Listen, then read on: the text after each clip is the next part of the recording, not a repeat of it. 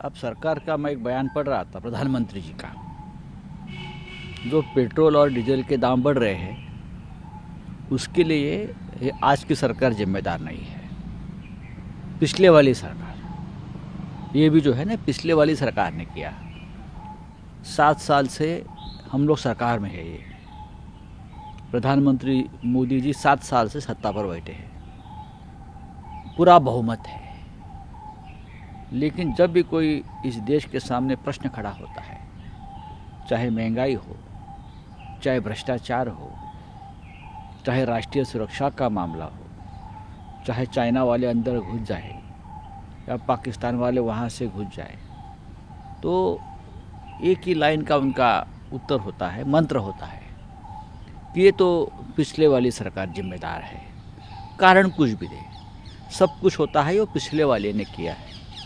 तो 7 साल ने आपने क्या किया? अगर ये हम सवाल पूछेंगे तो हम देशद्रोही बन जाएंगे। महंगाई क्यों बढ़ी है, भ्रष्टाचार क्यों बढ़ रहा है, ऐसे बहुत से सवाल हैं।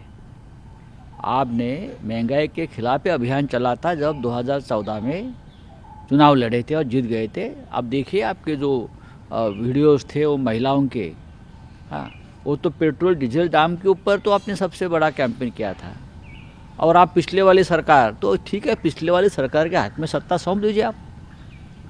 वो जो हमारे अच्छे दिन तो नहीं आए हैं इस मामले में, तो पिछले वाले दिन के जो 50 रुपया वाला पेट्रोल था, 60 रुपया वाला पेट्रोल था, उससे हम काम चला लेंगे।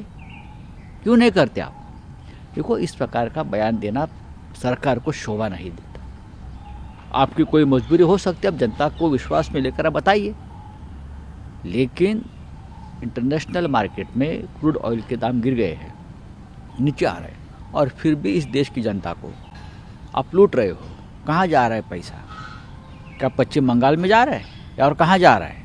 किसान तो आंदोलन करेंगे, इस देश के नागरिक आंदोलन करेंगे। लोकतंत्र है, डेमोक्रेसी है, उनका हक है।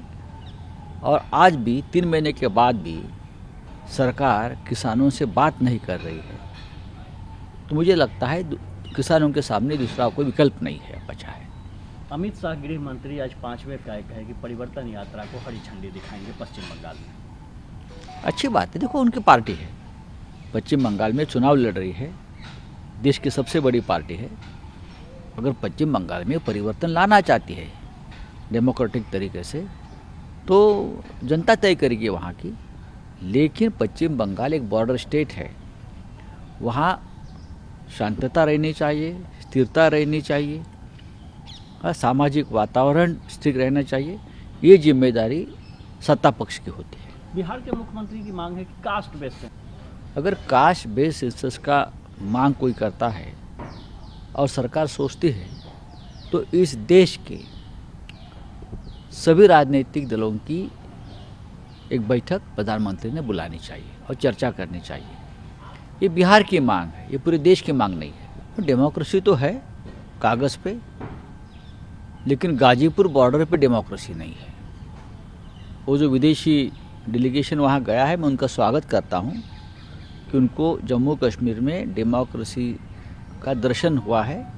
यही हमारी देश की ये खूबी है।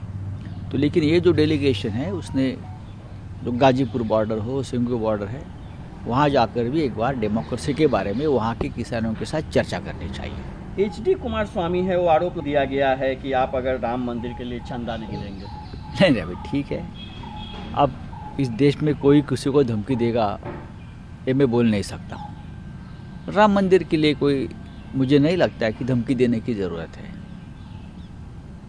जिसकी मर्जी है वो दे देगा। इस देश की जनता ने एक बहुत बड़ा आंदोलन किया था, लेकिन ये आंदोलन चंदा देने के लिए या मांगने के लिए नहीं किया था। अब जो चंदा मांग रहे हैं उनको ये सवाल है हमारा हमेशा कि रामलला का जो अयोध्या में बैंक खाता खुला है, उसमें अब तक कितने पैसे जमा हुए पहले से, विदेश से कितने, उसका हिसाब जनता के सामने रखो। और ये जो चंदा वाला कार्यक्रम चल रहा है वो किसके आशीर्वाद से चल रहा है? हम तो चंदा देंगे, हमारे जैसे लोग हम आंदोलन में भी सक्रिय थे, आज भी है, कल भी रहेंगे। लेकिन इस देश में जो चंदा के मामले में राम मंदिर के नाम पर जो लोग सवाल पैदा कर रहे हैं वो राम लल्ला के प्रतिष्ठा के लिए ठीक नहीं है।